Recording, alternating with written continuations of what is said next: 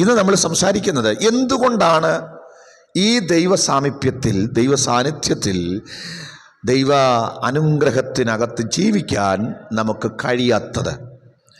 അതാണ് നമ്മുടെ ചോദ്യം. ആ ചോദ്യത്തിൻ്റെ ഉത്തരം നമ്മൾ കണ്ടെത്തണം. സ്തോത്രം. നമുക്കെല്ലാവർക്കും അറിയാം, നമ്മുടെ ഇന്നത്തെ കാലം ഭക്തിയെ പ്രൊജക്റ്റ് ചെയ്യുന്ന, അഭിനയിക്കുന്നവരുടെ ഒരു കൂട്ടമാണ്. കണ്ടാൽ എന്തോ തോന്നും? നല്ല ഭക്തരാണെന്ന് തോന്നും. പക്ഷേ ഉള്ളിലെന്തോ ഇല്ല, ഭക്തിയില്ല. വാക്യം വായിക്കാം. തിമോഥെയോസിൻ്റെ 2-ാമത്തെ ലേഖനം 3-ാം അധ്യായത്തിൻ്റെ 5-ാമത്തെ വാക്യം നമുക്ക് വായിക്കാം. ഭക്തിയുടെ വേഷം ധരിച്ച് അതിൻ്റെ ശക്തി ത്യജിക്കുന്നവരും ആയിരിക്കും. ഞാനതാ നേരത്തെ പറഞ്ഞത്. ഭക്തിയുടെ വേഷമുണ്ട്. എന്തുവാ ഭക്തിയുടെ വേഷം? ഭക്തിക്ക് പുറമേ ഉള്ള വേഷം എന്താ? എന്തുവാ ഭക്തിയുടെ വേഷം? എന്തുവാ ഭക്തിയുടെ വേഷം? വസ്ത്രമൊന്നുമല്ല. വസ്ത്രം അതിൻ്റെ ഒരു ഏറ്റവും കുറഞ്ഞ പാർട്ടാണ്. വെള്ള വസ്ത്രം, മീശ വടിക്കുക, അത് നമ്മളിപ്പോൾ സാധാരണ പറയുന്നതാ. അതൊന്നും അല്ല. അതല്ലെന്നല്ല, അതും അതിൻ്റെ ഒരു ഭാഗമായിട്ടൊക്കെ കാണുന്നവരുണ്ട്.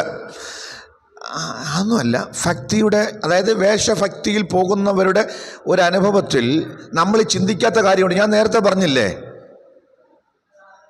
നന്നായി പ്രാർത്ഥിക്കും. അതെ, പ്രാർത്ഥിക്കും, ആരാധിക്കും, വചനം നല്ലപോലെ കേൾക്കും, സ്തോത്രം പറയും, ഹല്ലേലൂയ പറയും. പിന്നെ നേരത്തെ ഞാൻ പറഞ്ഞതുപോലെ പുറമെ എന്താണ്, ആ ഒരു വസ്ത്രധാരണമൊക്കെ അത് മറ്റുള്ളവർ വിധിക്കുന്നതാ. അതും കൂടെ അങ്ങ് ഇട്ട് കഴിഞ്ഞാൽ എന്തായി? ഭക്തിയായി. സ്തോത്രം. അപ്പോൾ നല്ല വസ്ത്രം, നന്നായിട്ട് പ്രാർത്ഥിക്കും, നന്നായി ആരാധിക്കും, നന്നായിട്ട് വചനം കേൾക്കും, ഇതെല്ലാം ഉണ്ട്. ഇത്രയും ഉണ്ടായാൽ ഒരുമാതിരിപ്പെട്ടവരൊക്കെ പറയും, ഓ, ആ സഹോദരിക്ക്, ആ സഹോദരന് നല്ല ഭക്തിയാണ്, ഭക്തനാണ്. ഇനി ചിലപ്പോൾ ഇവർ കരയുകയും ചെയ്യും. അയ്യോ പാസ്റ്റേ, കരയുന്നതൊക്കെ നല്ല ഭക്തിയുള്ളവരല്ലേ? ഈ വൈകാരികത എന്ന് പറയുന്നൊരു സംഭവമുണ്ട്. നമുക്കൊക്കെ വിഷമം വന്നാൽ എന്തു ചെയ്യും? നമ്മുടെ ജീവിതത്തിലെ പ്രയാസങ്ങളും ദുഃഖങ്ങളും ഒക്കെ ഓർത്താൽ അറിയാതെ കരഞ്ഞു പോവും. കരയത്തില്ലയോ? കരയുന്നതെല്ലാം മോശമെന്നല്ല. ഇന്നത്തെ മെസ്സേജ് തെറ്റിദ്ധരിക്കല്ലേ. അങ്ങനെ കരയുന്നത് കൊണ്ട് അവർ ഭക്തരാണെന്ന് വരുമോ? നല്ലപോലെ കൈയടിക്കും. നന്നായിട്ട് കൈയടിച്ചാൽ ആളുകൾ എന്താ പറയും? ജോസ്പ്രസേ, ആൾക്കാർ പറയും, സഹോദരി നല്ല ഭക്തിയാണ്, നല്ലപോലെ എന്തോ ചെയ്യുന്നുണ്ട്. പിന്നെ ഭക്തരല്ല എന്ന് പറയുന്ന ആരെയായിരിക്കും? കൈയടിക്കാതെ, പാടാതെ, പ്രാർത്ഥിക്കാതെ ഒരിടത്ത് വന്ന് ഇങ്ങനെ മിണ്ടാതിരുന്നാൽ എല്ലാവരോടും പറയും ആ പുള്ളിക്ക് ഒരു ഭക്തിയും ഇല്ലെന്ന് പറയുകയും ചെയ്യും. അപ്പം പൊതുവെ ഉള്ള കാഴ്ചപ്പാടിൽ ഈ പറഞ്ഞ കാര്യങ്ങളൊക്കെ ചെയ്താൽ ആരായി? ഞാൻ പറയുന്നത് ശ്രദ്ധിച്ചു കേൾക്കണം. ഒരു യഥാർത്ഥ ഭക്തൻ കൈയടിക്കും, പ്രാർത്ഥിക്കും, കരയും, അല്ലേ, വചനം കേൾക്കും, ഇതെല്ലാം ചെയ്യും. പക്ഷെ ഒരു ഭക്തിയും അകത്തില്ലാത്തവർക്കും ഇതെല്ലാം ചെയ്യാൻ കഴിയും എന്നാണ് ഞാൻ പറഞ്ഞതിൻ്റെ സാരാംശം. അതവർക്ക് മനസ്സിലായി? ഭക്തനും കരയും, ഭക്തി ഇല്ലാത്തവനും കരയും. ഭക്തനും പാടും, ഭക്തി ഇല്ലാത്തവരും പാടും. ഭക്തനും അല്ലേ വചനം കേട്ട് ഗ്ലോറി പറയും, ഹല്ലേലൂയ പറയും, ഭക്തി ഇല്ലാത്തവരും പറയും. എങ്ങനെയാ ഇതൊക്കെ തിരിച്ചറിയുന്നത്? നമുക്കാരെയും വിധിക്കാൻ പറ്റില്ല. സ്തോത്രം. ഈ സഹോദരി ഭക്തിയോടെയാണോ ഈ സ്തോത്രം പറയുന്നതെന്ന് എനിക്കെങ്ങനെ പറയാൻ പറ്റും? നിങ്ങൾക്കെങ്ങനെ പറയാൻ പറ്റും? ഈ സഹോദരി ഭക്തിയോടെയാണ് ഈ അന്യഭാഷ പറയുന്നതെന്ന് ആർക്ക് പറയാൻ പറ്റും? ആർക്കും പറയാൻ പറ്റില്ല. അവൻ ഈ സഹോദരി ഭക്തിയില്ലാതെ ഇത് കപട ഭക്തിയാണോ കാണിക്കുന്നതെന്ന് അവൻ പെട്ടെന്ന് ആർക്ക് പറയാൻ പറ്റും? അതുകൊണ്ട് ഇന്ന് പകൽക്കാലം ഈ ദൂത് കേൾക്കുമ്പോൾ അവൻ ഓരോരുത്തരും സ്വയം ശോധന ചെയ്യാനാ ഈ ദൂത് ഈ രാവിലെ ഞാനിവിടെ പറയുന്നത്. പറയുന്നത് ആരെയും വിധിക്കാൻ നിൽക്കണ്ട, ആരുടെയും ഭക്തിയെ ചോദ്യം ചെയ്യണ്ട, അവരുടെ കണ്ണുനീരിനെ, അവരുടെ പ്രാർത്ഥനയെ, ആമേൻ, അവരുടെ ഗ്ലോറിയെ, ഹല്ലേലൂയ പറയുന്നതിനെ ഒന്നും വിധിക്കണ്ട, അവരുടെ വസ്ത്രധാരണത്തെ വിധിക്കണ്ട, പകരം സ്വയം ഒന്ന് വിധിക്കുക.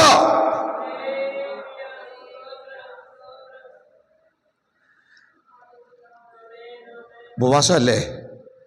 ഇവിടെ നമ്മൾ ആളുകളെ വിധിക്കുകയല്ല, നാം നമ്മെ തന്നെ ഒന്ന് വിധിക്കണം. കാരണം ദൈവത്തിൻ്റെ വചനം കണ്ണാടിയാണ്. ഈ വചനം എന്താ? കണ്ണാടി. അങ്ങനല്ലേ യാക്കോബ് പറയുന്നത്?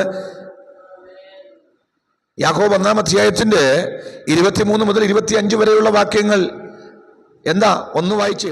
ഒരുത്തൻ വചനം കേൾക്കുന്നവനെങ്കിലും ചെയ്യാത്തവനായിരുന്നാൽ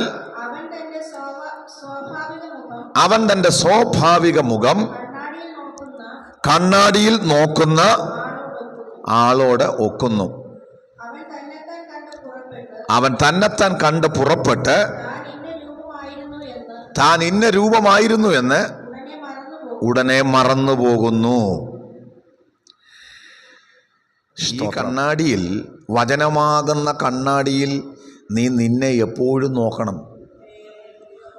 വല്ലപ്പോഴും നോക്കിയാൽ നീ മറക്കും നിന്റെ രൂപം എന്താന്ന്. ഒന്നാമത് ഈ കണ്ണാടി നിനക്ക് നിന്നെ നോക്കാനാ. ഈ കണ്ണാടി എന്തിനാ? നാട്ടുകാരെ നോക്കാനല്ല. എൻ്റെ ഹൃദയം എന്താണ്, എൻ്റെ ജീവിതത്തിന്റെ നിലവാരം എന്താണെന്ന് ദൈവത്തിന്റെ വെളിച്ചത്തിൽ പരിശോധിക്കുന്ന പരിപാടിയാ. ഇതെപ്പോഴും നോക്കണം കേട്ടോ. ഇന്ന് രാവിലെ ആ കണ്ണാടിയിൽ നോക്കിയവർ എത്ര പേരുണ്ട്? ആമൻ, രാവിലെ ഞാൻ വിളിച്ചു പറയുകയാ, ഇന്ന് രാവിലെ ഇങ്ങോട്ട് വന്നപ്പോൾ നിങ്ങളെ കണ്ണാടിയിൽ നോക്കി അല്ലേ? ആമൻ, മുഖം മിനുക്കി കാണും, എല്ലാം ചെയ്ത് കാണും. പക്ഷെ വചനമാകുന്ന കണ്ണാടിയിലൂടെ തന്നെത്താനെന്ന് നോക്കിയവർ എത്ര പേരുണ്ട്? ആമൻ, അവർക്ക് മാത്രമേ അവരുടെ ജീവിതത്തിന്റെ അനുഭവം മനസ്സിലാകത്തുള്ളൂ. ഇന്ന് പകൽക്കാലം ജീവിതത്തിൽ വ്യത്യാസം വരണമോ, ആമേ, ഭക്തി ആകത്തുണ്ടാകണമോ, എല്ലായ്പ്പോഴും വചനമാകുന്ന കണ്ണാടിയിലൂടെ തന്നെത്താനൊന്ന് കാണണം. അതുകൊണ്ട് എന്തുകൊണ്ട് എനിക്ക് ദൈവ സാന്നിധ്യത്തിൽ ജീവിക്കാൻ പറ്റുന്നില്ല? അതിന് കാരണം ഇത്രയേ ഉള്ളൂ. നമ്മൾ ഈ കണ്ണാടിയിൽ നോക്കാത്തത് കൊണ്ട് നമ്മൾ എന്ത് ചെയ്യുന്നു? നമ്മുടെ രൂപം മറന്നുപോയി. അപ്പം നമ്മൾ ധരിക്കുന്ന ഒരു കാര്യമുണ്ട്, മുഖത്ത് കുഴപ്പമൊന്നും ഇല്ലായിരിക്കും. നേരത്തെ നോക്കിയല്ലേ? ഇതിന് നോക്കിയതിനിടയ്ക്ക് എന്തൊക്കെ വന്നു പിന്നെ മുഖത്ത് അല്ലേ? എന്തെല്ലാം വ്യത്യാസം വന്നു. പക്ഷെ അത് നമ്മൾ നോക്കാത്തത് കൊണ്ട് നമ്മളാണെങ്കിൽ എവിടെ, ഇപ്പോൾ ഉദാഹരണം ഞാൻ പറയാം, രാവിലെ കല്യാണത്തിന് പോകാൻ വേണ്ടി ഒരുങ്ങി നല്ല വൃത്തിയായിട്ട് നോക്കി കണ്ണാടി നോക്കി, അപ്പം എങ്ങനെ ഇരിക്കുക? ബ്യൂട്ടിഫുൾ, മനോഹരം. പക്ഷേ ആ കല്യാണ വീട്ടിലൊക്കെ പോയി തിരിച്ചു വന്ന് വണ്ടിയിലും കയറി അവിടെ ഇറങ്ങി ഇവിടെയും പോയി തെള്ളിനും ബഹളത്തിനും ഇടയ്ക്കൂടൊക്കെ വന്ന് ഇപ്പോഴത്തെ മുഖത്തിൻ്റെ ഷേപ്പ് എങ്ങനെയാണെന്നറിയാമോ? നിനക്കറിയാൻ മേല. അറിയണമെങ്കിൽ നീ ഒന്ന്, അത്രവർക്ക് പിടികിട്ടിയ ആശയം. ഇപ്പോഴത്തെ കുഴപ്പം അറിയണമെങ്കിൽ ഇപ്പോൾ നോക്കണം. 2 ആഴ്ച മുമ്പ് നന്നായിരുന്നു, കഴിഞ്ഞ ഉപവാസ പ്രാർത്ഥനയ്ക്ക് നന്നായിരുന്നു. പക്ഷേ ഉപവാസ പ്രാർത്ഥന കഴിഞ്ഞ് 1 മാസമായില്ലയോ? 1 മാസമായില്ലേ? നോക്കണ്ടേ? ഇന്ന് രാവിലെ നന്നായിരുന്നെന്ന് പറഞ്ഞു വൈകിട്ടും നോക്കിയെങ്കിലല്ലേ വൈകിട്ട് നന്നായിരിക്കുന്നെന്ന് അറിയത്തുള്ളൂ. അതുകൊണ്ട് ഒന്ന് നോക്കണം. ഇല്ലെങ്കിൽ നമ്മുടെ വിചാരം നമ്മളിപ്പോഴും ബ്യൂട്ടിഫുള്ളായിട്ട് ഇരിക്കുക. ഒരു കുഴപ്പവും എനിക്ക് ഒരു കുഴപ്പമില്ല. ഞാൻ പ്രാർത്ഥിക്കുന്നുണ്ട്, ആരാധിക്കുന്നുണ്ട്, വചനം കേൾക്കുന്നുണ്ട്. ഞാൻ നേരത്തെ പറയുന്ന പോലെ സ്തോത്രം പറയുന്നുണ്ട്, അന്യഭാഷ പറയുന്നുണ്ട്. ഇതെല്ലാം നമ്മൾ ചെയ്യുന്നുണ്ട്, സ്തോത്രം. പക്ഷേ അകത്ത് മലിനത വന്നത്, ഈ അശുദ്ധി വന്നത് നമ്മൾ എന്ത് ചെയ്തില്ല? അറിഞ്ഞില്ല. ഇന്ന് വചനം കേൾക്കുന്ന എൻ്റെ പ്രിയപ്പെട്ട ജനമേ, ഈ ഉപവാസ പ്രാർത്ഥന ദൈവവചനമാകുന്ന കണ്ണാടിയിലൂടെ നിന്നെ ഒന്ന് കാണാനുള്ളതാ. സ്തോത്രം, സ്തോത്രം. നമ്മൾ തെറ്റിദ്ധാരണയിൽ ജീവിക്കരുത്, തെറ്റിദ്ധാരണയിൽ ജീവിക്കരുത്. ദൈവ സാന്നിധ്യം കൂടെ ഉണ്ട് എന്ന് ധരിക്കരുത്. അഴുക്ക് പറ്റിയാൽ അല്ലേ? അശുദ്ധി വന്നാൽ കർത്താവ് പറഞ്ഞു, പാളയത്തില് അശുദ്ധി കണ്ടാൽ ഞാൻ വരത്തില്ലെന്ന് പറഞ്ഞ ദൈവം ജനം ദുശാഠ്യം കാണിച്ചപ്പോൾ ഞാൻ വരത്തില്ലെന്ന് പറഞ്ഞ ദൈവമാണ് നമ്മുടെ ദൈവമെങ്കിൽ, നിന്റെ ആത്മജീവിതത്തിനകത്ത് പ്രശ്നം വന്നിട്ടുണ്ടെങ്കിൽ, അശുദ്ധി വന്നിട്ടുണ്ടെങ്കിൽ, പാപം അത് കടന്നു വന്നിട്ടുണ്ടെങ്കിൽ, തമ്പുരാൻ കൂടെയുള്ള വരവ് നിർത്തും. അവിടുത്തെ സാന്നിധ്യം മാറി നിൽക്കുമെന്ന് അറിയാവുന്ന എത്ര പേരുണ്ട്? സ്തോത്രം. ഈ വചനമാകുന്ന കണ്ണാടിയിലൂടെ നോക്കി ക്രമപ്പെടുത്തേണ്ട മേഖല ക്രമപ്പെടുത്താതെ ജീവിച്ചാൽ നമ്മളൊരു ധാരണയിൽ അങ്ങ് പോകും. എന്തുവാ, എനിക്ക് കുഴപ്പമൊന്നുമില്ല, കാര്യങ്ങളൊക്കെ നന്നായിട്ട് നടക്കുന്നുണ്ട്, ആരാധിക്കുന്നുണ്ട്, പ്രാർത്ഥിക്കുന്നുണ്ട്, ഉപവസിക്കുന്നുണ്ട്, കർത്താവ് കൂടെ. യേശു അപ്പച്ചൻ്റെ അപ്പനും അമ്മയും ഇതുപോലെ വിചാരിച്ചല്ലേ? അതെ. ഇവരെന്ത് ചെയ്തു? യേശുവിനെ കൊണ്ട് ദേവാലയത്തിൽ പോയില്ലേ? അവിടെ പോയി കർത്താവ് എന്ത് ചെയ്തു? അവിടെ യഹൂദ മത നേതാക്കന്മാരുമായി സംഭാഷണത്തിൽ ഏർപ്പെട്ടു. അവിടെ ഇരുന്നു. യോസഫും മറിയയും മടങ്ങി, അല്ലേ? പെരുന്നാൾ കഴിഞ്ഞ് തിരിച്ചു വന്നു. അവിടെ എഴുതിയിരിക്കുന്ന വാക്ക് ഇങ്ങനെയാണ്: കർത്താവ് കൂട്ടത്തിലുള്ളവരുടെ കൂടെ ഉണ്ടാകുമെന്ന് ധരിച്ച് ഇവരിഞ്ഞു പോന്നു. ഒരു ദിവസത്തെ വഴിദൂരം സഞ്ചരിച്ചു. ഈ ഒരു ദിവസത്തെ വഴിദൂരം സഞ്ചരിച്ചിട്ടും കൂടെ കർത്താവ് ഉണ്ടോന്ന് നോക്കിയില്ല. ഈ ഒരു ദിവസത്തെ വഴിദൂരം സഞ്ചരിച്ചതിന് ശേഷമാണ് മകനെ അന്വേഷിക്കുന്നത്. അപ്പോൾ മനസ്സിലായി, മകൻ കൂടെ ഇല്ല. മകൻ കൂടെ ഇല്ല. തിരിച്ചുപോയി. ഒരു ദിവസത്തെ വഴിദൂരം സഞ്ചരിച്ച് വന്നവർ 3-ാം ദിവസമാണ് യേശുവിനെ കണ്ടെത്തിയത്. അവിടെ ചെന്നപ്പോൾ അവിടെ ഇരിക്കുകയാണ്.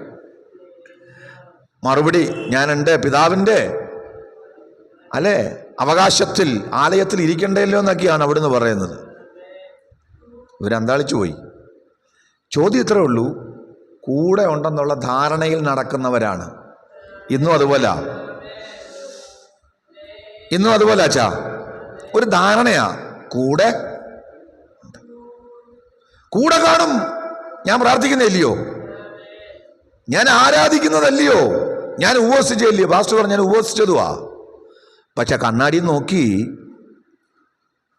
അല്ലേ, പ്രശ്നം പരിഹരിച്ചിട്ടില്ല, ശുദ്ധീകരണം വന്നിട്ടില്ല, അശുദ്ധിക്ക് പരിഹാരം വരുത്തിയില്ല, പാപത്തിന് പരിഹാരം വരുത്തിയില്ല, ജീവിതത്തിൽ ക്രമീകരണം വരുത്തിയില്ല. സ്തോത്രം. ഓർത്തോണം, അവൻ കൂടെ കാണത്തില്ല. യെശയ്യാവ് 29:13 മുതൽ വായിച്ചു. 13. അവിടെ പ്രവാചകനായ യെശയ്യാവ് യഹൂദ രാജ്യത്തോടായി വിളിച്ചു പറയുന്ന ദൂതുണ്ട്. നമുക്കൊന്ന് നോക്കാം, വേഗം വായിക്കാം.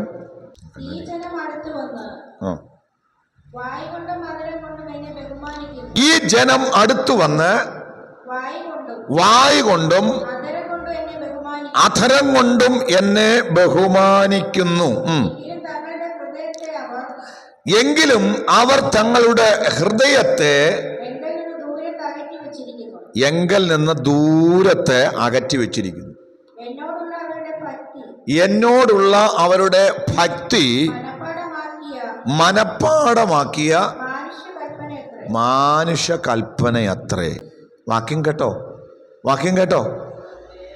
ജനത്തോട് പറയുക, അവിടെ ആരാധനയുണ്ട്, യാഗമുണ്ട്, പ്രാർത്ഥനയുണ്ട്, ഉത്സവമുണ്ട്, നിയമങ്ങളുണ്ട്. പുറമേ നോക്കിയാൽ ഇത്രയും ഭക്തന്മാരായ ആളുകൾ വേറെയില്ല, ഇത്രയും കൃപയുള്ളവരില്ല. ഓ, ഇതുപോലെ നല്ല മനുഷ്യർ. പക്ഷെ ദൈവം പറയുക, ഇവരുടെ ഹൃദയം എങ്കിൽ നിന്ന് അകറ്റി വച്ചിരിക്കുക. ഹൃദയത്തിൽ എനിക്ക് സ്ഥാനമില്ല, ഹൃദയത്തിനകത്ത് ഞാനില്ല. പിന്നെ കുറെ പഠിച്ചു വെച്ച മാനുഷ കൽപ്പനകൾ. പ്രാർത്ഥിക്കാൻ പറഞ്ഞാൽ പഠിച്ചു വെച്ച പ്രാർത്ഥന എന്ത് ചെയ്യും? സ്തോത്രം. ഞാൻ ഈ വചനമൊക്കെ ഹൃദയത്തോട് സംസാരിക്കുമ്പോൾ ദൈവത്തോട് പറയണം, കർത്താവേ, എൻ്റെ ഹൃദയത്തിൽ നിന്ന് ഇത്തരം മലിനതകൾ ഉണ്ടെങ്കിൽ ഇന്ന് നീക്കിക്കളയണമേ. ഹൃദയത്തിൽ ഞാൻ അങ്ങയ്ക്ക് സ്ഥാനം തരാതെ കർത്താവെ, ഹൃദയത്തിൽ അങ്ങേക്ക് ഇരിപ്പിടം തരാതെ, ആമേൻ, ഹൃദയംഗമായി നിന്നെ സ്നേഹിക്കാൻ കഴിയാതെ ഞാൻ എന്തെങ്കിലുമൊക്കെ അല്ലെ വെറുതെ അതരച്ചർവണമായി വെറും വാക്കുകളായി മാത്രം പറയുന്നുണ്ടെങ്കിൽ, ഹൃദയംഗമായി സ്തോത്രം പറയാൻ എനിക്ക് കഴിയുന്നില്ലെങ്കിൽ, ഇന്ന് പകലനോട് ക്ഷമിക്കണമെന്ന് പറഞ്ഞ് മാനസാന്തരത്തിന് ഏൽപ്പിച്ചു കൊടുക്കണം. സ്തോത്രം. അധരം കൊണ്ട് മാത്രം ബഹുമാനിക്കുന്നവർ നമ്മളെപ്പോഴും, നിങ്ങൾ നോക്കിയ പാട്ടൊക്കെ പാടുമ്പോൾ ചുമ്മാ വേറെ എന്തെങ്കിലുമൊക്കെ ചിന്തിച്ചുകൊണ്ട് വേണമല്ലോ എന്ത് ചെയ്യും, പാട്ടൊക്കെ പാടും. ഇവിടെ ഉണ്ടോ? ഇല്ല, വീട്ടിലെ പല കാര്യങ്ങളുമായിരിക്കും മനസ്സിൽ. എന്നാൽ പാട്ടും എന്തോ നടക്കുന്നുണ്ട്, ശരിക്ക് നടക്കുന്നുണ്ട്. നിങ്ങൾക്കറിയാമോ, ഒരു പാട്ട് നിങ്ങൾ ശരിക്ക് ധ്യാനത്തിൽ ആ പാട്ടിൻ്റെ അർത്ഥമൊക്കെ ഒന്ന് ധ്യാനിച്ച് പാടാമെങ്കിലുണ്ടല്ലോ, ഒരു പാട്ട് മതി, അത് വലിയ അനുഗ്രഹമായി മാറും. ഭയങ്കര ആരാധനയ്ക്ക് ഒരുപാട് പാട്ട് പാടണമെന്ന് നിർബന്ധമൊന്നും ഇല്ല. ആ ഒരു പാട്ട് മതിയച്ചാ, ആ പാട്ട് ഹൃദയത്തോട് ഇടപെടുന്ന ആ പാട്ടിൻ്റെ അർത്ഥങ്ങൾ, അതിൻ്റെ വരിയുടെ അല്ലെ ആ ആഴങ്ങളൊന്ന് ധ്യാനിച്ച് പാടാമെങ്കിൽ അതിനെവിടെ നേരം. നമുക്ക് താളമാണ്, ഈണമാണ്, പാടി കൊഴുപ്പിൽ അങ്ങ് എന്ത് ചെയ്യുക, പോവുക. അങ്ങനെ പോവല്ലേ. സ്തോത്രം. കർത്താവിനെ ധ്യാനിക്കുന്ന പാട്ടാ. ക്രൂശിന്മേൽ കാണുന്ന താരിത, ക്രൂശിൻ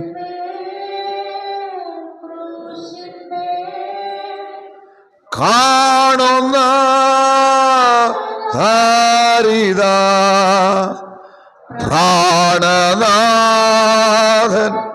പ്രാണനാഥൻ എൻ പേർക്കായി ചാകുന്നു. പ്രാണനാഥൻ എൻ പേർക്കായി ചാകുന്നു. Praise the Lord. ഈ പാട്ട് ഒന്ന് ധ്യാനത്തോടെ പാടുമ്പോൾ, നമുക്ക് വേണ്ടി കാൽവറിയിൽ അവിടുത്തെ ജീവൻ നൽകിയ നമ്മുടെ കർത്താവിനെ ധ്യാനിച്ചുകൊണ്ട് പാടുമ്പോൾ, സുവിശേഷകർ നൽകുന്ന ആ വിവരണങ്ങളൊക്കെ ഒന്ന് അയവിറക്കിക്കൊണ്ട് പാടുമ്പോൾ നമ്മുടെ കണ്ണ് നിറയില്ലേ, പശ്ചാത്താപം വരില്ലേ, കുറ്റബോധം വരില്ലേ, നമ്മൾ നിലവിളിക്കില്ലേ. പക്ഷേ ആ പാട്ടും നമ്മൾ വേറൊരു ലോകത്തിരുന്ന് പാടിയാൽ സ്വർഗത്തിലെ ദൈവം നമ്മളെ നോക്കിയും പറയും, പാട്ട് കൊള്ളാം, പക്ഷേ നിന്റെ ഹൃദയം എങ്കിൽ നിന്ന് ദൂരത്തായിരിക്കുന്നു. ദൈവം ഏറ്റവും വെറുക്കുന്ന പാപമാണ്, ദൈവത്തെ അപമാനിക്കുന്നതിന് തുല്യമാണ് ഏകാഗ്രതയില്ലാതെ ദൈവസന്നിധിയിൽ ഇരിക്കുക എന്നുള്ളത്. ദൈവം ഇവരോട്, നിങ്ങളാരും എന്നെ പാടി സ്തുതിച്ചില്ല എന്ന് അവരോട് പറഞ്ഞില്ല. നിങ്ങൾ യാഗം കഴിച്ചില്ല എന്ന് ദൈവം പരാതി പറഞ്ഞില്ല. പറഞ്ഞോ? നിങ്ങൾ യാഗം കഴിച്ചു, നിങ്ങൾ ആരാധിച്ചു, നിങ്ങൾ പെരുന്നാൾ നടത്തി, എല്ലാം ചെയ്തു. പക്ഷേ നിങ്ങളുടെ ഹൃദയം മാത്രം എങ്കിൽ നിന്ന് ദൂരത്തായിരുന്നു. ഇന്ന് പകൽക്കാലം നമ്മളെ നോക്കിയും ദൈവം നിങ്ങൾ ആരാധിച്ചില്ല, ഞായറാഴ്ച രാവിലെ ആരാധിച്ചില്ല എന്നൊന്നും പറയുന്നത് എനിക്ക് തോന്നുന്നില്ല. പാട്ടുപാടിയില്ല എന്ന് ആരോടും പറയത്തില്ല. സങ്കീർത്തനം വായിച്ചില്ല എന്നും പറയാൻ സാധ്യതയില്ല. എന്നോട് നീ വചനം പ്രസംഗിച്ചില്ല എന്ന് പറയാൻ അവൻ സാധ്യതയില്ല. പ്രസംഗിക്കുന്നുണ്ട്, പാടുന്നുണ്ട്, പ്രാർത്ഥിക്കുന്നുണ്ട്, ആരാധിക്കുന്നുണ്ട്, സ്തോത്രം ചെയ്യുന്നുണ്ട്, അന്യഭാഷയും പറയുന്നുണ്ട്. പക്ഷേ ദൈവം നോക്കുന്നത് അവൻ ഹൃദയംഗമായിട്ടാണോ, ഹൃദയത്തിനകത്ത് ഞാനുണ്ടോ, ഹൃദയത്തിനകത്ത് ദൈവവിചാരമുണ്ടോ, ദൈവ സാന്നിധ്യത്തിലാണോ ഇതെല്ലാം ചെയ്യുന്നത് എന്നതാണ് പ്രധാനം. എന്തുകൊണ്ട് ദൈവ സാന്നിധ്യം അനുഭവിക്കാൻ നമുക്ക് പറ്റുന്നില്ല? നമ്മുടെ ഹൃദയം ദൈവത്തിന് നമ്മൾ പൂർണ്ണമായും കൊടുത്തിട്ടില്ല. ശരീരമൊക്കെ കൊടുത്തിട്ടുണ്ട് ആരാധിക്കാൻ, കാരണം ശരീരം ഇല്ലാതെ ആരാധിക്കാൻ പറ്റില്ല. കൈയൊക്കെ അടിക്കും, നല്ലപോലെ അടിക്കും, പാടും, വായൊക്കെ ഉണ്ട്. പക്ഷേ ഹൃദയം, അതുകൊണ്ടാണ് ഇന്ന് പകൽക്കാലം നമ്മുടെ ഹൃദയത്തെ പൂർണ്ണമായി കർത്താവിന് കൊടുക്കണം. ഹൃദയംഗമായി ആരാധിക്കണം, ഹൃദയം നിറഞ്ഞ് സ്തോത്രം ചെയ്യണം. സ്തോത്രം. അതൊരു വലിയ പരാജയമാണ്. അതുകൊണ്ട് ഹൃദയത്തിനകത്ത് പല വിചാരങ്ങൾ, ചിന്തകൾ. അതുകൊണ്ടാണ് പൗലോസ് ശ്ലീഹ പറഞ്ഞത്, ക്രിസ്തുവിന് വിരോധമായി അല്ലെ നിങ്ങളിൽ ഉയരുന്ന സങ്കല്പങ്ങളെ, നിങ്ങൾ ഉയരുന്ന വിചാരങ്ങളെ, ചിന്തകളെ യേശുക്രിസ്തുവിനോടുള്ള അനുസരണത്തിൽ പിടിച്ചടക്കി. Jesus, hallelujah. ആരാധന പൂർണ്ണമാകണമെങ്കിൽ ഹൃദയംഗമായി ആരാധിക്കണം. ദൈവ സാന്നിധ്യം അനുഭവിക്കണമെങ്കിൽ ഹൃദയം ദൈവത്തിന് മുമ്പിൽ സമർപ്പിക്കപ്പെടണം. Hallelujah, hallelujah. അതുകൊണ്ട് പൗലോസ് അപ്പോസ്തലൻ റോമർക്ക് എഴുതിയ ലേഖനം 12-ാം അധ്യായത്തിൽ ഇങ്ങനെ നമ്മോട് പറഞ്ഞത്. എന്താണ് പറഞ്ഞത്? റോമർ 12:1-2 എല്ലാവർക്കും അറിയാവുന്ന വാക്യം. സഹോദരന്മാരെ, ഞാൻ ദൈവത്തിന്റെ മനസ്സിൽ ഓർപ്പിച്ച് നിങ്ങളെ പ്രബോധിപ്പിക്കുന്നത്, നിങ്ങൾ ബുദ്ധിയുള്ള ആരാധനയായി നിങ്ങളുടെ ശരീരങ്ങളെ ജീവനും വിശുദ്ധിയും ദൈവത്തിന് പ്രസാദവുമുള്ള യാഗമായി. പിന്നെ കണ്ടോ, ഈ ലോകത്തിന് അനുരൂപമാകാതെ നന്മയും പ്രസാദവും പൂർണ്ണതയുമുള്ള ദൈവഹിതം ഇന്നതെന്ന് തിരിച്ചറിയേണ്ടതിന് മനസ്സ് പുതുക്കി. അപ്പൊ ശരീരാർപ്പണം പൂർണ്ണമാകണമെങ്കിൽ മനസ്സ് പുതുക്കി. ശരീരമൊക്കെ കൊടുത്തു, പക്ഷെ മനസ്സ് വേറെയാണെങ്കിൽ ദൈവമാരാധന സ്വീകരിക്കില്ലെന്ന് മാത്രമല്ല, നമുക്ക് ദൈവത്തിൻ്റെ സാന്നിധ്യം അനുഭവിക്കാൻ പറ്റില്ല. ഞാൻ പറഞ്ഞല്ലോ, ഈ ബാഹ്യമായ കാര്യങ്ങളല്ല കാര്യം. പെന്തക്കോസ്തിൽ പ്രധാനമായി ഈ ബാഹ്യ പരിപാടിക്കാണ് കൂടുതൽ ഊന്നൽ കൊടുക്കുന്നത്. ബാഹ്യമായിട്ടല്ല, ഓക്കെ ആയിരിക്കണം. പരീശന്മാരും അങ്ങനെ ആയിരുന്നു. അവന്മാരും നോക്കുന്നത് എന്തു വച്ചാ, കൈ കഴുകിയോ ആ നോക്കും. നിന്റെ ശിഷ്യന്മാര് കൈ കഴുകാതെ ഭക്ഷണം കഴിക്കുന്നു, അയ്യോ ഭയങ്കര കുറ്റം. കർത്താവന്മാരോട് പറഞ്ഞു, മനുഷ്യനെ അശുദ്ധമാക്കുന്നത് അകത്തേക്ക് പോകുന്നതല്ല, അകത്ത് നല്ല ആഞ്ഞ സാധനം ഇരിക്കുക. ആമാര് പറയുന്നത് ശിഷ്യന്മാരെന്ത് ചെയ്തില്ല എന്ന് വെച്ചാൽ ഈ പുറമേ ഉള്ള വിശുദ്ധിയാണ് പെന്തക്കോസ്തിൽ പ്രധാനമായും പറയുന്നത്. മീശ പഠിച്ചോ? പഠിച്ചെങ്കിൽ ഓക്കെ, നല്ല പയ്യനാ, നല്ല ദൈവദാസനാ. മീശ എന്ത് ചെയ്യണം? പഠിക്കണം. ദൈവം കളിപ്പിച്ചതാ, അതെന്ത് ചെയ്യണം? അപ്പൊ ചോദിക്കും, പാസ്റ്ററിനത്തിനാ പഠിച്ചതെന്ന്. ഈ പഠിച്ചില്ലെങ്കിൽ ഇവിടെ ജീവിക്കാൻ പറ്റുകയല്ല, അതുകൊണ്ട് പഠിച്ചതാ. ഞങ്ങൾ ചെറുപ്പത്തിൽ ഇങ്ങനെ പള്ളിയിലൊക്കെ പോകുമ്പോഴത്തേക്ക് കൂടെ നടന്ന് പറഞ്ഞിട്ടുണ്ട്, ഇപ്പോഴേ പഠിച്ചു തുടങ്ങിയാൽ 18 വയസ്സ് 17 വയസ്സൊക്കെ ആയപ്പോൾ ചെറുതായിട്ട് മീശ കളിച്ച് വന്നപ്പോഴേ പഠിപ്പിച്ചിട്ട് പറയുക, ഇപ്പോഴേ പഠിച്ചു തുടങ്ങിയാൽ പിന്നെന്താവും? നന്നാവുമെന്ന്. അങ്ങനെ പഠിച്ചതാ, താല്പര്യം ഉണ്ടായിട്ടല്ല. ഇനിയിപ്പം ഞാൻ വെക്കാമെങ്കിൽ നിങ്ങളെല്ലാം കൂടെ പറയും, ഈ പുള്ളി പിന്മാറ്റത്തിലാന്ന് പറയുകയും ചെയ്യും. ഈ പെന്തിക്കോസ്ത് മുഴുവനും ഈ പുറമേ ഉള്ള പരിപാടിയാണ്. പുറമെ വേണ്ടെന്നോ ഒന്നും ഞാൻ പറയുന്നില്ല, കുറച്ച് വൃത്തിമനെയൊക്കെ വേണം, യോഗ്യമായിരിക്കണം. പക്ഷെ അതിനകത്തങ്ങ് പിടിച്ചിട്ട് അത് ഓക്കെ ആണെങ്കിൽ ബാക്കിയെല്ലാം ഓക്കെ എന്ന് പറയുന്ന ഒരുതരം എന്താണ് തെറ്റായ കീഴ്വഴക്കം പെന്തിക്കോസ്തിലുണ്ട്. പ്രൈസ് ദി ലോർഡ്, സ്തോത്രം. ഈ പുറമേ ഉള്ള വിശുദ്ധി അല്ല, അകത്ത വിശുദ്ധി. യേശു പറഞ്ഞു, പരീശന്മാരെ, നിങ്ങൾ ഈ കിണ്ണങ്ങളുടെ പുറം വെടിപ്പാക്കുന്നവരാ, അകം അശുദ്ധിയാ. നിങ്ങൾ വെള്ള തേച്ച ശവക്കല്ലറയാ. ശവക്കല്ലറയുടെ പുറത്ത് നല്ലപോലെ വെള്ളം തേച്ച് വെച്ചിരിക്കുക, പക്ഷെ അകത്ത് അശുദ്ധിയാണ്. ഇതുപോലെയാണ് പുറമെ ഭക്തി, അകത്ത് അശുദ്ധി. ഇതുകൊണ്ടാണ് ഈ ദൈവസാന്നിധ്യം അനുഭവിക്കാൻ പറ്റാത്തത്. കയ്യടി ഇല്ലാഞ്ഞോട്ടൊന്നും അല്ലെന്നേ, കയ്യടിക്ക് എന്നാന്തരം കയ്യടിയാ ഉള്ളത്. അന്യഭാഷയുടെ കുറവുകൊണ്ടാണോ? എന്തോരം അന്യഭാഷയും പിന്നെ പോരാത്തിന് അന്യായ ഭാഷയും ധാരാളം പറയുന്നുണ്ട്. ഇതിൻ്റെ ഒന്നും കുറവ് കൊണ്ടൊന്നുമല്ല ദൈവ സാന്നിധ്യം അനുഭവിക്കാൻ പറ്റാത്തത്, അകത്ത് ശുദ്ധിയില്ല. സ്തോത്രം, ഹല്ലേലൂയ. ഞാൻ ഈ വചനം ഇങ്ങനെ പഠിച്ചപ്പോൾ മനസ്സിലായി, എന്താ ഈ പെന്തക്കോസ്തിലെ കയ്യടി കണ്ടാൽ തോന്നും ഭയങ്കര ആത്മാവിൻ്റെ സാന്നിധ്യമാണ്. ഒന്നുമല്ല. സ്തോത്രം. അതിനെ അങ്ങ് പ്രോത്സാഹിപ്പിക്കുക. നമ്മുടെ പല ആളുകൾ അങ്ങ് കൈയടിക്കണം, ഇതിനൊന്നും വേണ്ടെന്നല്ല ഞാൻ പറഞ്ഞത്. ഇനി അവൻ ശരിയല്ലേലും അവനെ കൊണ്ട് എന്ത് ചെയ്യണം? നല്ലപോലെ ഒന്ന് കൈയടിച്ച് ഉറഞ്ഞു തുള്ളിയാൽ ഇവൻ ആരായി? വിശുദ്ധനായി. യേശു പറഞ്ഞത് അകത്ത് വ്യത്യാസം വരണം. ഞാനീ പറഞ്ഞത് ഈ കയ്യടിയും പരിപാടിയൊക്കെ ആർക്കും ചെയ്യാം, അന്യഭാഷയും പറയാം. പറയാൻ പറ്റത്തില്ലയോ വെച്ചാ? അഭിഷേകം നഷ്ടപ്പെട്ടാലും പറയാം അന്യഭാഷ, ഒരു കുഴപ്പമില്ല. സ്തോത്രം. അതെങ്ങനെയാ പാസ്റ്റർ, അഭിഷേകം ഇല്ലാതെ അന്യഭാഷ? ഒക്കെ പറയാം. അഭിഷേകം നഷ്ടപ്പെട്ടാലും അന്യഭാഷ പറയാമെന്നുള്ളതിന് ഞാനിപ്പോഴും പറയുന്ന ഉദാഹരണമുണ്ട്. ഇപ്പം ആ ഫാൻ കറങ്ങുമില്ല വെച്ചാ, ആ കറങ്ങുന്ന ഫാനിൻ്റെ സ്വിച്ച് ഓഫ് ചെയ്താലും പിന്നെയും കുറേ നേരം ഇവിടെ എന്ത് ചെയ്യും? അതുപോലെ ശീലമായി കഴിഞ്ഞാൽ ഈ പവർ ഇല്ലെങ്കിലും എന്ത് ചെയ്യും? ഇതൊക്കെ പറയും. ഇതൊന്നും കാര്യമില്ല. പക്ഷെ പവറുള്ളവൻ്റെ അന്യഭാഷയ്ക്ക് വിലയുണ്ട് കേട്ടോ. സ്തോത്രം. വിശുദ്ധിയോടെ നിൽക്കുന്നവൻ്റെ അന്യഭാഷയാകട്ടെ, അവൻ്റെ പ്രാർത്ഥനയാകട്ടെ, അവൻ്റെ കയ്യടിയാകട്ടെ, അവൻ്റെ ആരാധനയാകട്ടെ, അതിനെല്ലാം ഭയങ്കര പവറാ. പിശാച് പേടിക്കും അതിനെ. അപ്പം അതുകൊണ്ട് ദൈവം നമ്മെക്കുറിച്ച് ആഗ്രഹിക്കുന്ന അകത്ത് ശുദ്ധിയാണ്.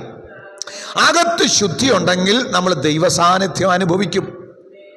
ഉപവാസപ്രാർത്ഥനയല്ലേ? ദൈവത്തോട് പറ, ദൈവമേ എന്നെ ഒന്ന് ശുദ്ധീകരിക്കണമേ, എന്നെ ഒന്ന് കഴുകി വെടിപ്പാക്കണമേ, എൻ്റെ ഹൃദയം നിനക്ക് പൂർണ്ണമായി സമർപ്പിച്ച് ഹൃദയംഗമായി എനിക്ക് അങ്ങേ ഒന്ന് ആരാധിക്കണം, അങ്ങേക്ക് മഹത്വം കൊടുക്കണം, അന്യഭാഷകൾ ദൈവത്തെ ആരാധിക്കണം, സ്തോത്രം ചെയ്ത് ആരാധിക്കണം, അങ്ങയുടെ വചനത്തെ അനുസരിച്ച് എനിക്ക് ജീവിക്കണം, അങ്ങയുടെ സാന്നിധ്യത്തിൽ നടക്കണം.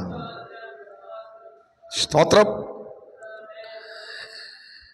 ഈ പഴയ നിയമത്തിൽ ഒരുപാട് ഭാഗങ്ങളിൽ ഇങ്ങനെ ഇസ്രയേലിൻ്റെ ഹൃദയം ദൈവത്തിന് കൊടുക്കാതെയുള്ള ചടങ്ങിനെ വിമർശിച്ചിട്ടുണ്ട് ഒരുപാട് ഭാഗത്ത്. ആമോസിൻ്റെ പ്രവചനം ഒരു വാക്യം കൂടെ വായിക്കാം. ആമോസിൻ്റെ പ്രവചനം 5-ാം അധ്യായത്തിൽ പറയുന്നുണ്ട്. 21 മുതൽ ഉള്ള വാക്യങ്ങൾ വായിക്കാം. 5:21. നിങ്ങളുടെ ഉത്സവങ്ങളെ ഞാൻ ദ്വേഷിച്ച് നിരസിക്കുന്നു. നിങ്ങളുടെ സഭായോഗങ്ങളിൽ എനിക്ക് പ്രസാദമില്ല. നിങ്ങൾ എനിക്ക് ഹോമയാഗങ്ങളും ഭോജനയാഗങ്ങളും അർപ്പിച്ചാലും ഞാൻ പ്രസാദിക്കയില്ല. തടിച്ച മൃഗങ്ങൾ കൊണ്ടുള്ള നിങ്ങളുടെ സമാധാന യാഗങ്ങളെ ഞാൻ കടാക്ഷിക്കയില്ല. നോക്കിക്കേ, നിങ്ങളൊന്ന് വായിച്ച് കേട്ടിട്ട് എന്തോ തോന്നുന്നു? ദൈവം തമ്പുരാൻ പറയുക, നിങ്ങളുടെ ഉത്സവങ്ങളാകട്ടെ, നിങ്ങളുടെ ആരാധനയാകട്ടെ, നിങ്ങളുടെ ഹോമയാഗങ്ങളാകട്ടെ, നിങ്ങളുടെ സംഗീതങ്ങളാകട്ടെ, ഇതിനകത്ത് എനിക്കൊരു പ്രസാദവും, നിങ്ങളുടെ സഭായോഗങ്ങളെ ഒന്നും എനിക്ക് താല്പര്യം ഇല്ല. ദൈവം പറഞ്ഞിട്ടാ ഈ ആരാധന വെച്ചത്, പ്രമാണം കൊടുത്തതാ. ദൈവത്തെ ആരാധിക്കണമെന്നും യാഗങ്ങൾ നടത്തണമെന്നും ഉത്സവങ്ങൾ ഘോഷിക്കണമെന്നൊക്കെ ദൈവം കൊടുത്ത പ്രമാണമാ. ആ പ്രമാണം അനുസരിച്ച് ഇവരിത് ചെയ്തപ്പോ സ്വർഗത്തിലെ ദൈവം പറയുക, എനിക്കിത് ഇഷ്ടമല്ല. അതെന്നാ ദൈവമേ അങ്ങ് അങ്ങനെ പറയുന്നത്?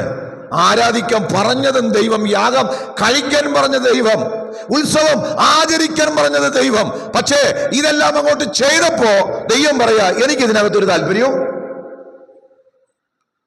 നമ്മൾ ഉപവാസം ഇരുന്നു. കർത്താവ് പറഞ്ഞു, ഞാൻ പോകുമ്പം എൻ്റെ ശിഷ്യന്മാർ ഉപവസിക്കും. ഉപവാസത്താലും പ്രാർത്ഥനയാലും അല്ലാതെ ഈ ജാതി നീങ്ങി പോകുകയില്ല. കാര്യമൊക്കെ കേട്ട് നമ്മൾ ഉപവസിക്കാൻ തീരുമാനിച്ചു. ഇപ്പോൾ ഇവിടെ കർത്താവ് വന്നു നമ്മളോട് പറയുക, ദേ ഒരു കാര്യം ഞാൻ പറഞ്ഞേക്കാം, നിങ്ങളുടെ ഈ ഉപവാസ പ്രാർത്ഥനയിൽ എനിക്ക് ഒരു പ്രസാദവും ഇല്ല, എനിക്കിഷ്ടമില്ല, നിങ്ങളുടെ പാട്ടിനോട് ഇഷ്ടമില്ല, നിങ്ങളുടെ ഈ പരിപാടിയോട് എനിക്ക് താല്പര്യമില്ലെന്ന് നമ്മുടെ മുഖത്ത് നോക്കി കർത്താവ് പറഞ്ഞാൽ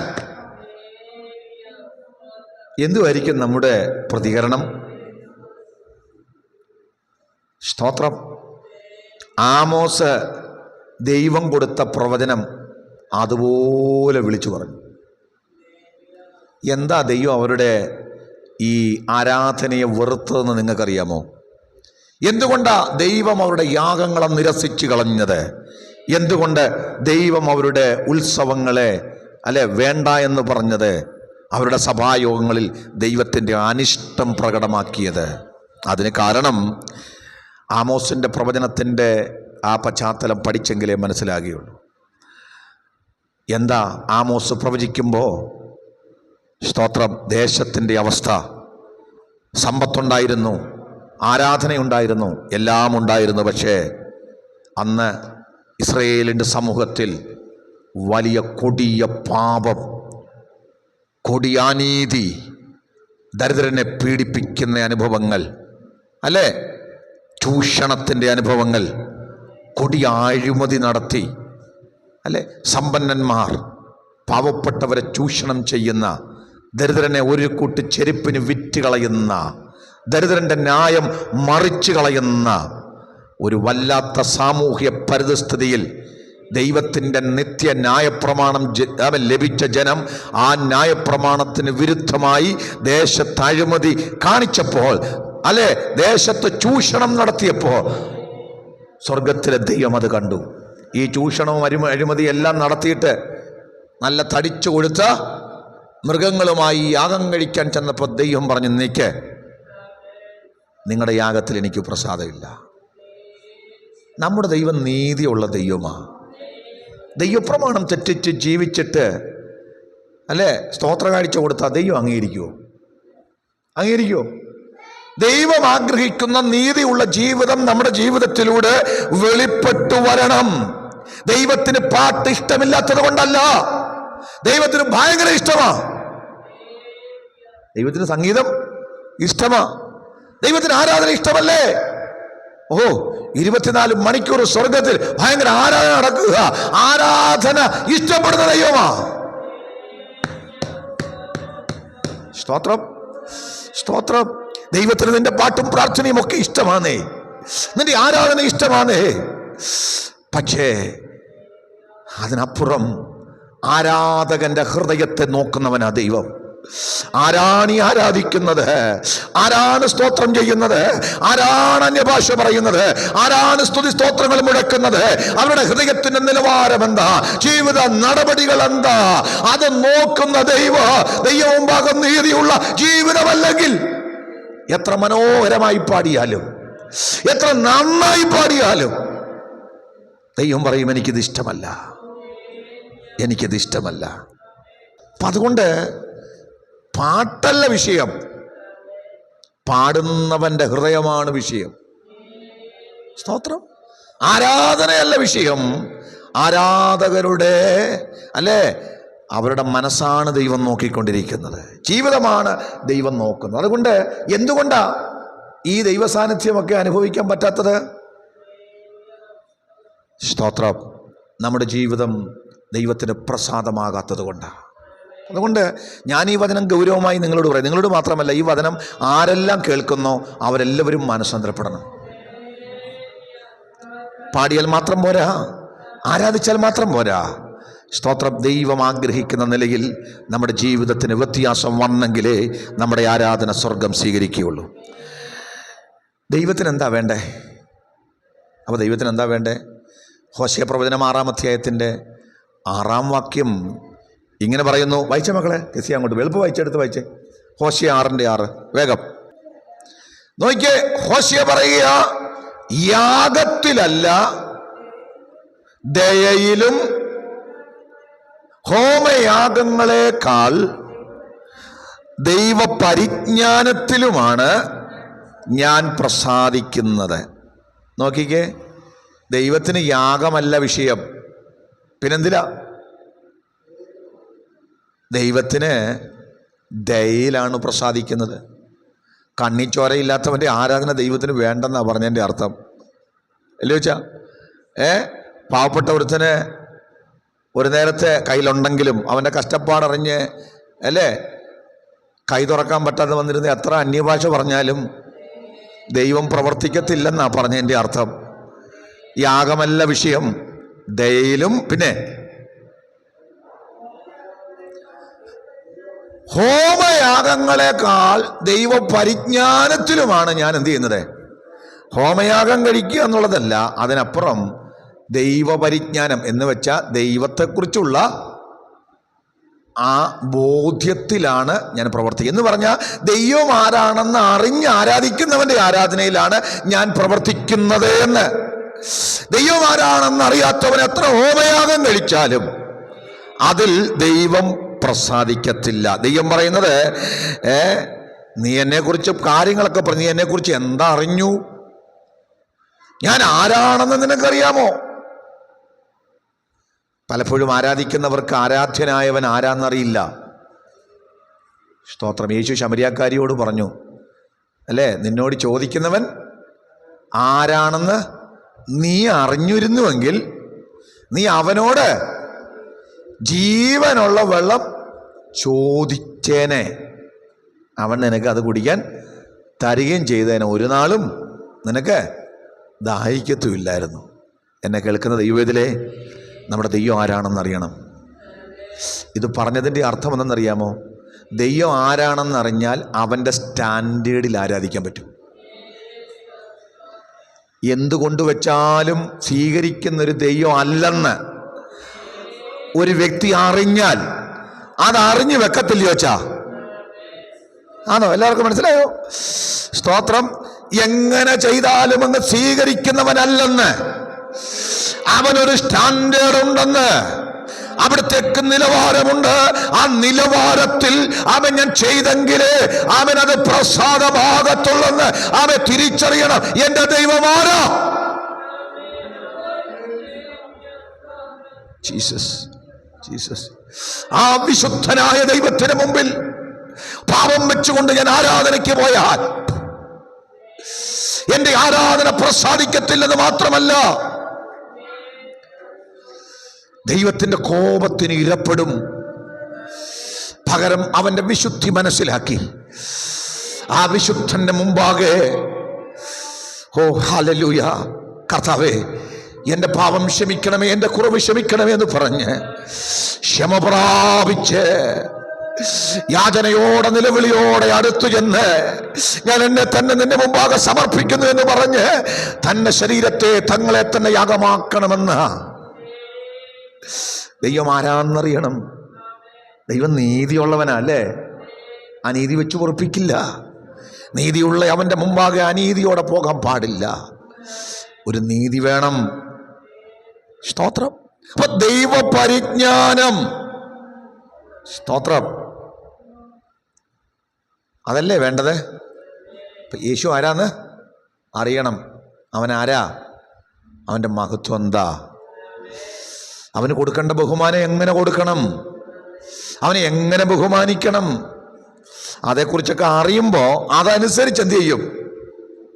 ഇല്ല, അതനുസരിച്ച് ചെയ്യും. അതിലാ ദൈവത്തിന് പ്രസാദം. യേശു ആരാണെന്ന് അറിഞ്ഞ് ആരാധിക്കണം. തമ്പുരാൻ ആരാണെന്ന് മനസ്സിലാക്കി സ്തോത്രം ചെയ്യണം. അപ്പൊ ദൈവം പ്രസാദിക്കും. എന്തുകൊണ്ടാ ഈ ദൈവ സാന്നിധ്യം അനുഭവിക്കാതെ ഞാനും നിങ്ങൾ തകരുന്നത്? ആരാധനയുണ്ട്, കയ്യടിയുണ്ട്, ആത്മസാന്നിധ്യം വെളിപ്പെടാത്തതെന്താ? ആത്മാവിനെ അനുഭവിക്കാൻ പറ്റാത്തതെന്താ? അവൻ ആരാണെന്ന് അറിയാതുള്ള ആരാധനയാ. ജീസസ്. ജീസസ്. എല്ലാ കണ്ണുകളും ദൈവം മുമ്പാകെ ഒന്ന് അടച്ചാട്ടെ. നമ്മുടെ ഹൃദയങ്ങളെ പരിശുദ്ധന്റെ മുമ്പാകെ ഒന്ന് സമർപ്പിക്കാം. ഇന്ന് പകൽ ദൈവത്തിൻ്റെ ആത്മാവ് ഒരു ശസ്ത്രക്രിയ നടത്തുകയായിരുന്നു. എത്ര പേരെ അത് ഗ്രഹിച്ചും മനസ്സിലാക്കിയെന്ന് എനിക്കറിയില്ല. നമ്മുടെ ഉള്ളിൽ അകത്തളത്തിൽ ഒരു ശസ്ത്രക്രിയ നടക്കുകയായിരുന്നു. നല്ലതിനാ. ഞാൻ ഈ വചനം പഠിച്ചപ്പോൾ എൻ്റെ അകത്തത് നടക്കുകയായിരുന്നു. നിങ്ങളുടെ അകത്തത് നടന്നോ? നമുക്ക് ദൈവത്തോട് പറയാം, ദൈവമേ എനിക്ക് ഈ ചടങ്ങ് വേണ്ട. സ്തോത്രം. അധരം കൊണ്ടുള്ള ഈ പാട്ട് മാത്രം എനിക്ക് വേണ്ട. ഹൃദയംഗമായി നിന്നെ ആരാധിക്കണം. ജീസസ്. ജീസസ്. ഒരു ചടങ്ങിന് എനിക്ക് വേണ്ട കർത്താവേ, എൻ്റെ ഹൃദയം ഞാൻ നിനക്ക് തരികയാണ്. ജീസസ്. ജീസസ്. ജീസസ്. ഇന്ന് പകൽക്കാലം ഒന്ന് സമർപ്പിക്കാം. ദൈവവചനമാകുന്ന കണ്ണാടിക്കകത്തൂടെ തന്നെത്താനൊന്ന് ശോധന ചെയ്യാൻ, എപ്പോഴും നോക്കാൻ, മറ്റുള്ളവരെ നോക്കാനല്ല, മറ്റുള്ളവരെ വിധിക്കാനല്ല, എന്നെ തന്നെ വിധിക്കുവാൻ. ജീസസ്. ജീസസ്. ജീസസ്. നമ്മെ തന്നെ സമർപ്പിക്കാം.